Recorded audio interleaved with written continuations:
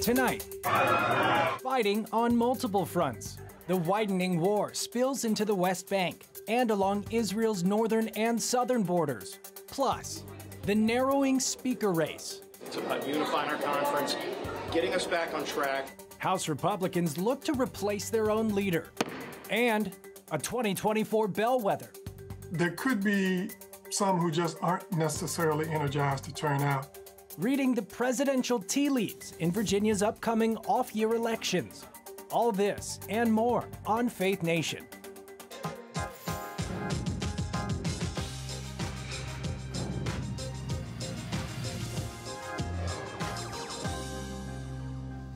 As Israel ramps up airstrikes on Hamas terrorists, the head of the United Nations calls for an end to all violent attacks. Good evening from CBN's headquarters in Virginia Beach. I'm Brody Carter in for John and Jenna.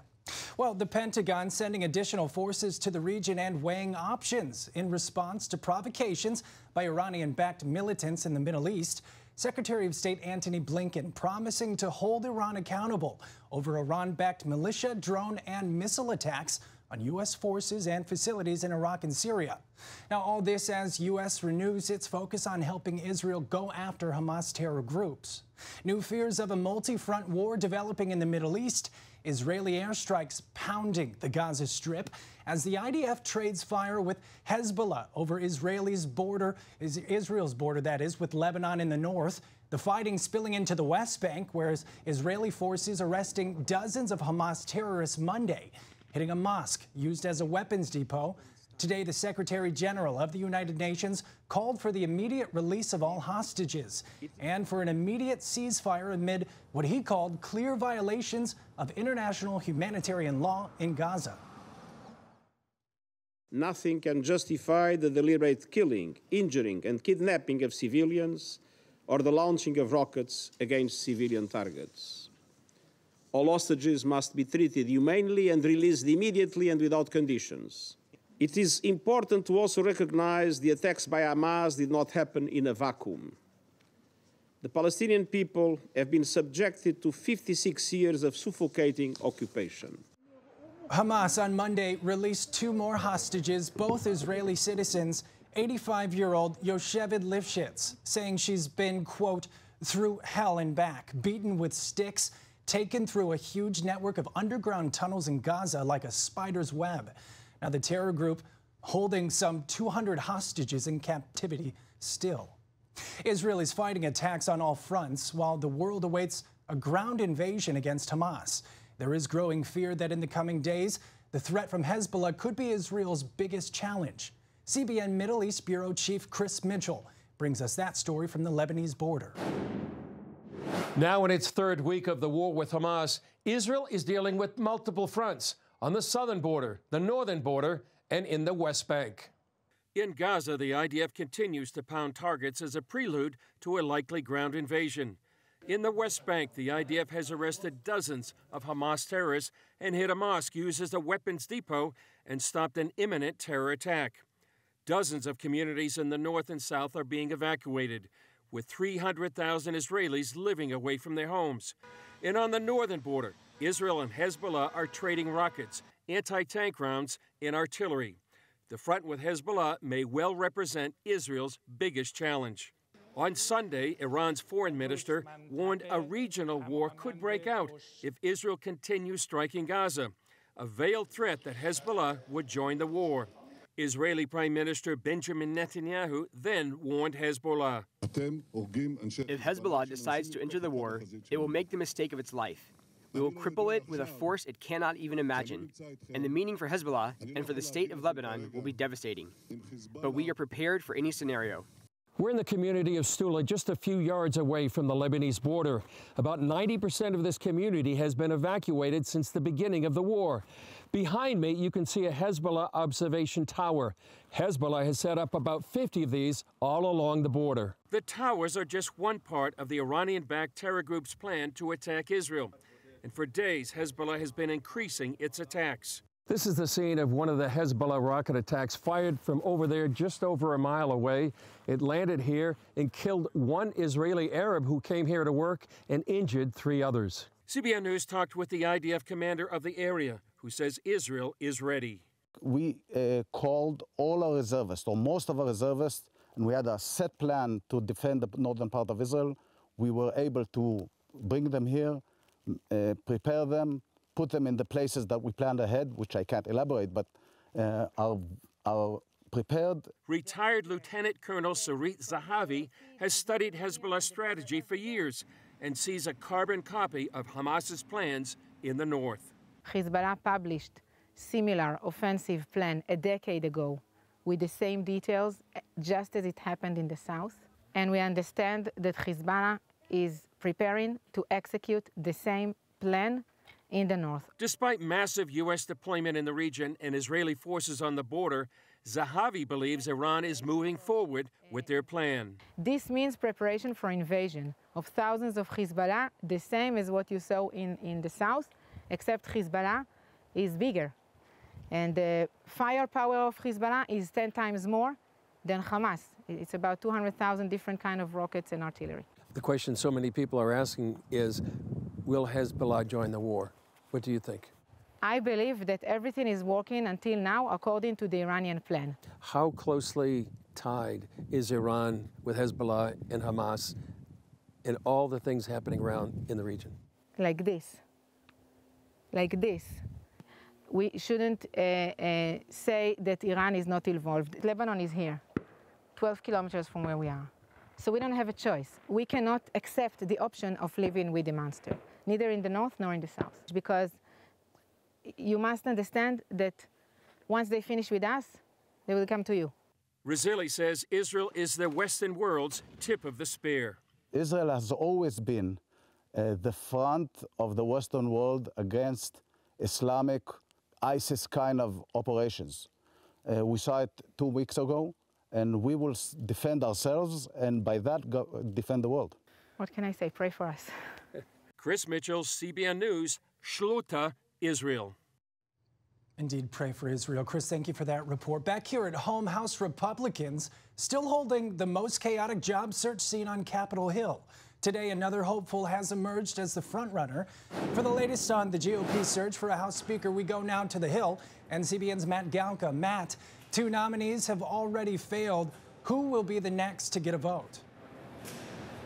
Yeah, Brody, maybe it'll be third time's the charm now. First it was Steve Scalise, then it was Jim Jordan, and now it's Tom Emmer. He is the latest GOP nominee, a Minnesota Republican, also a member of the GOP House leadership. Emmer outlasted 8 other candidates through multiple rounds of secret ballot voting to become the latest nominee.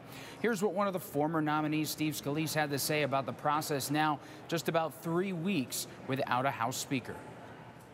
Obviously, I work with Tom as the whip. He's got a strong record.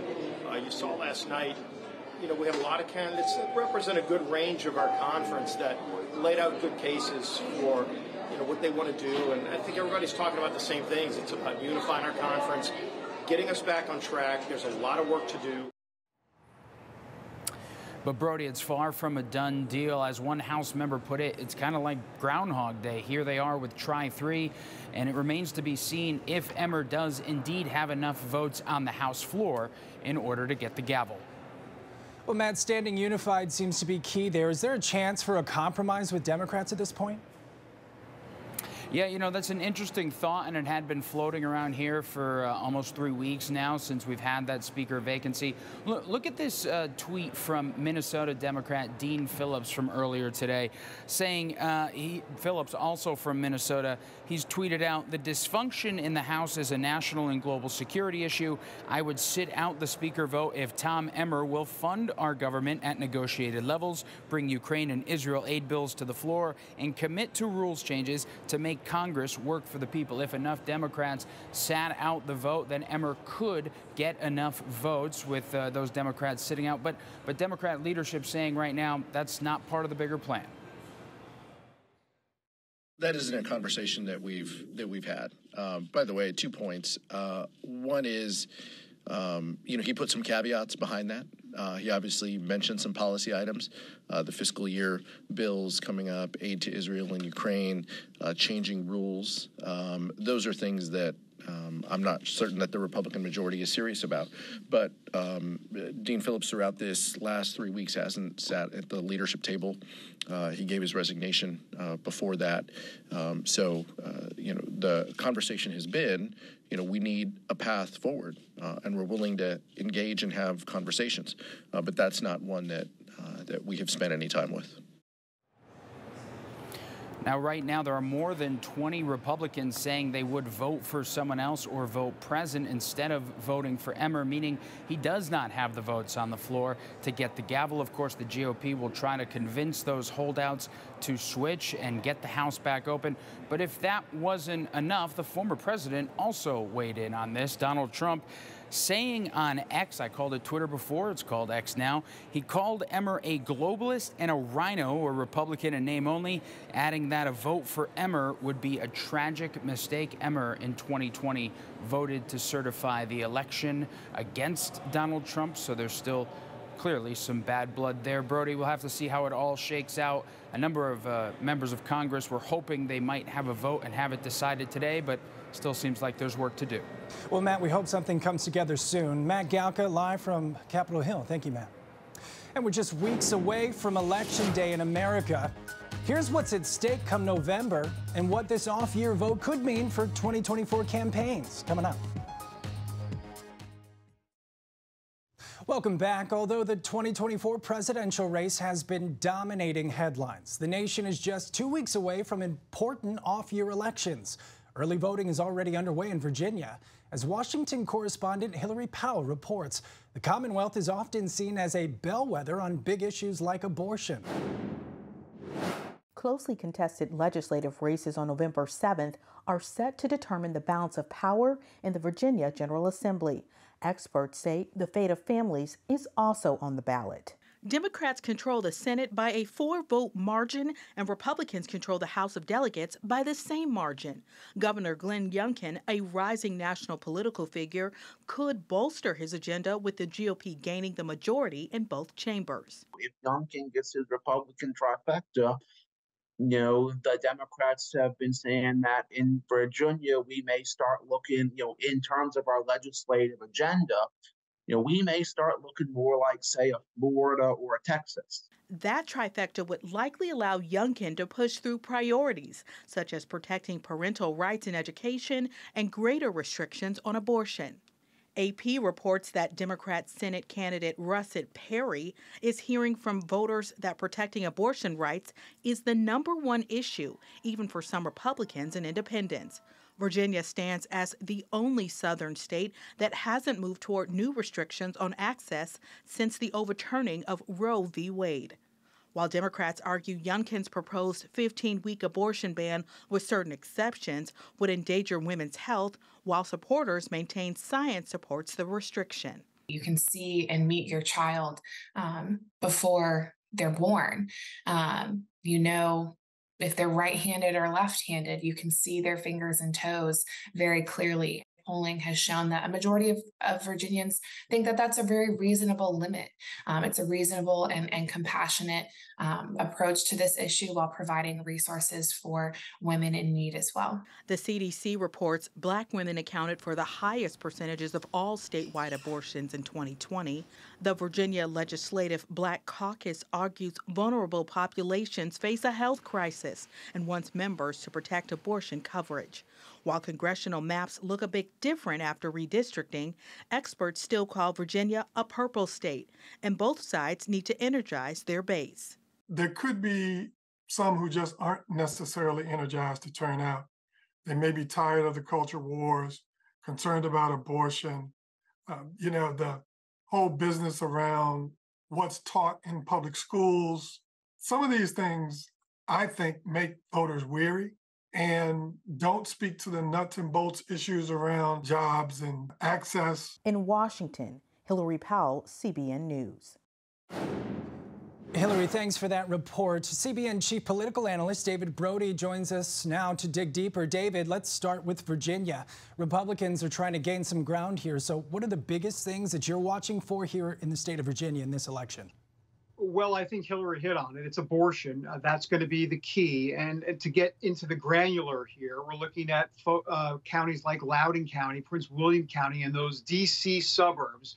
What will be the suburban woman count, if you will, the turnout? How will that go? And of course, will they be able, the Democrats, the liberals, be able to drive those numbers up to win back the House? Because Democrats, of course, have the Senate. So that's going to be the key. Can Republicans win both the House, or they have the House already, but can they win back the Senate? If that happens, then we're looking at Glenn Youngkin, the governor, going ahead and running through that 15-week, people call it an abortion ban, some will call it an abortion, a limit. But bottom line is that's going to be the big play in Virginia. David, when it comes to the battle over abortion, Ohio has become the state to watch as voters there. They're going to be deciding on issue 1. It's a measure that, if it passed, would enshrine the procedure in the state's constitution. How do you see that setting precedent for future states? Right, because there are already future states ready to do exactly this, to, in essence, codify Roe v. Wade into law in their state constitution. I mean, that's basically what it is.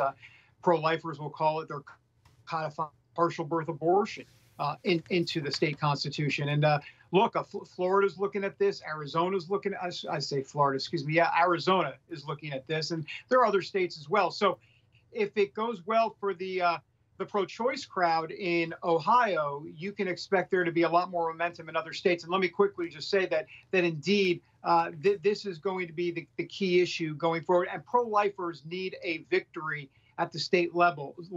Ever since Roe v. Wade was overturned, it's been tough sledding. Well, David, what do you make about the speakership drama that's actually playing out in the House? Could we see a voter backlash over all of this come Election Day? Brody, I've run out of Alka-Seltzer. I've gone to the store. I'm getting more as we speak. I mean, this thing is insane. As I like to call it, as the Republicans turn, or all my Republicans, call it whatever soap opera you want, but that's exactly what's going on. Look, Tom Emmer, all this talk about Tom Emmer. Hey, Brody, is it just you and me on camera? Can I just say this? It's not happening. Okay, he's not going to have the votes to get to 217. So forget Tom Emmer. When we talk tomorrow, or if and when we talk tomorrow, it won't be Emmer. Put that in the bank. Mike Johnson could be the guy, and if not, I think they're going to default back to Patrick McHenry as the Speaker pro temporary,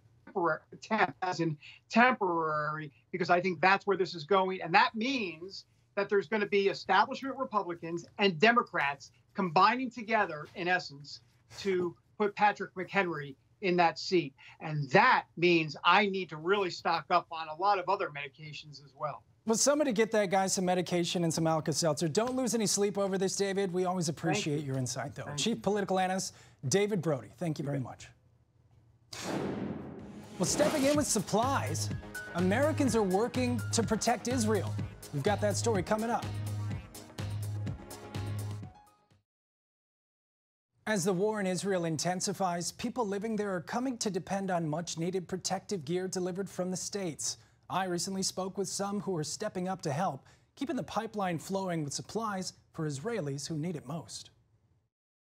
There are roughly 270 small towns and communities with populations up to 1,000 residents scattered across Israel. You know them as a kibbutz, an agricultural hub that provides a societal norm unique to Israel. Many of them lost their sense of security when it was shattered by the recent terror attacks. When you see a person walking with AK-47 between homes filled with children and infants, sleeping in their beds, we need to make sure that our communities are protected. GoPro footage of Hamas gunmen attacking Israelis on October 7th shocked the world. As news of the terror spread, it triggered an effort among Americans to provide protective gear for vulnerable communities. Our intentions is to help protect life, and that's why we're focusing on protective gear. Tal is a former IDF soldier and Israeli-American living in Atlanta, leading the effort. He hopes to raise $20,000 for protective gear like bulletproof vests, helmets, and other safety equipment to strengthen security of roughly 60 communities in northern Israel. Fires tend to be a big problem once rockets fall anywhere, if it's agriculture areas or open areas. The first 9-10 days of the war, we've actually transferred over $30 million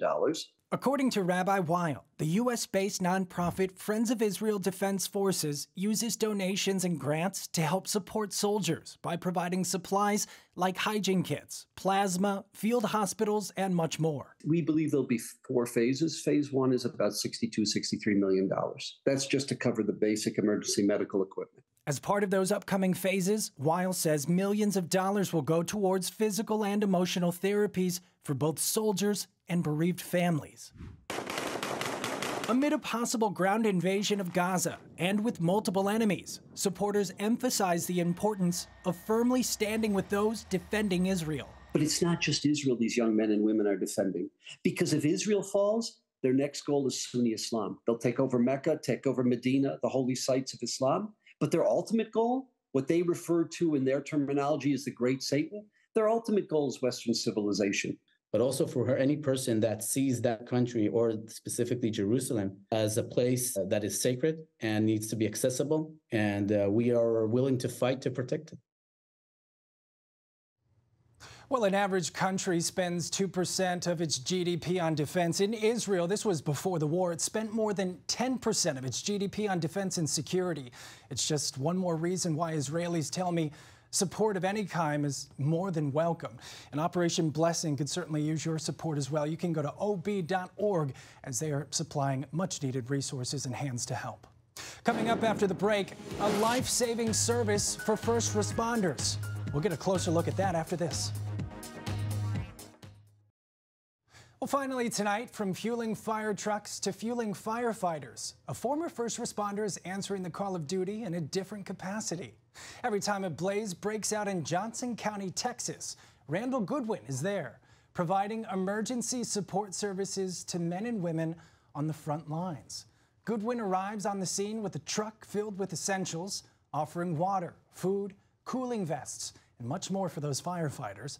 Goodwin knows what it's like to be in their position. He was severely injured as a firefighter in 1988.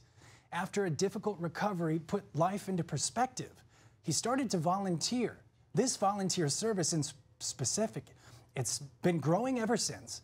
Now Goodwin is helping a nearby county create a similar program to help spread good cheer and much needed resources. What a great call to action. Everybody can stand up and do their part for their community. That's going to do it for us here at Faith Nation.